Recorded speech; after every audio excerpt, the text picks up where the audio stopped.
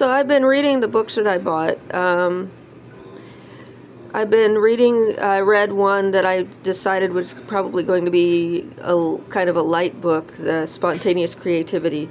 And it was like hypnosis through reading. I have a lot to struggle through, a lot of negativity, a lot of reflecting back what has been said to me. And, like you get pushed a lot of times and you get this dent, and then you see another opportunity, something similar, and it boings and hits the person. I got a lot of that all over me. So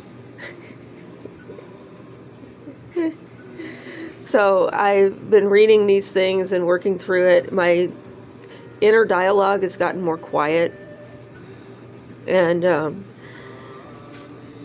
I went on to the body one. So I had read the each book still has a little bit of different. Even if it covers the same material, it covers it slightly differently.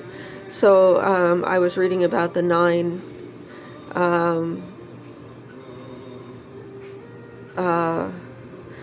breaths, and which I do occasionally. And I've been doing the 5 soloing exercises just about every day, unless I really feel kind of crummy. And that I really like, because you're holding your breath while you're moving, so it gets your muscles in a different spot. And it's like belly dancing moves too, without having to belly dance. My knee suddenly started hurting overnight, and I can't do any dance right now until I get this leg fixed. And so sitting there with my breathing, and I'm not, it's gradually, it takes a long time to coordinate the movement with the visualization. It seems very simple, very easy, but it's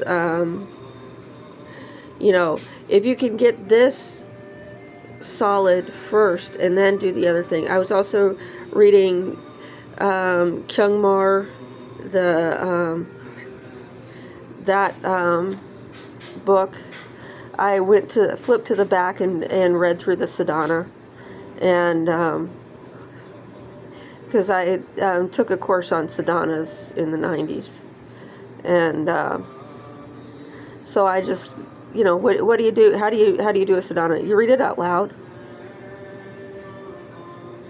basically. You know how to read out loud? Okay, you can do a sadhana. Gradually, you learn to do. You want to now, of course, having read through it. Now I want to read the book in front of it that shows any special. I'm trying to work with memory techniques in order to better remember, improve my memory, to do things at the right times, and to visualize things at the right times. But I did the protection circle, the get out of here or I'll sick the Garudas on you thing. And that really changed my atmosphere. Says you don't have to do this daily, but you can do it daily. I might need to do it daily. So, and I was reading The Doorway to Bon, and that one was a good one too, because it gives you the fundamental basics of the thinking and belief system.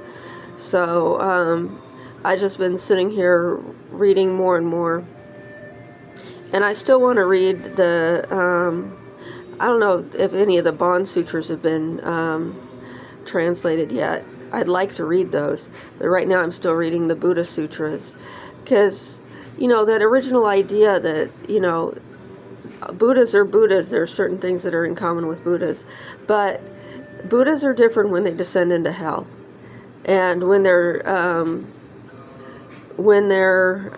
dealing with people who are doing a lot of really bad things, they say things differently than they do when they talk to more gentle and down to earth people.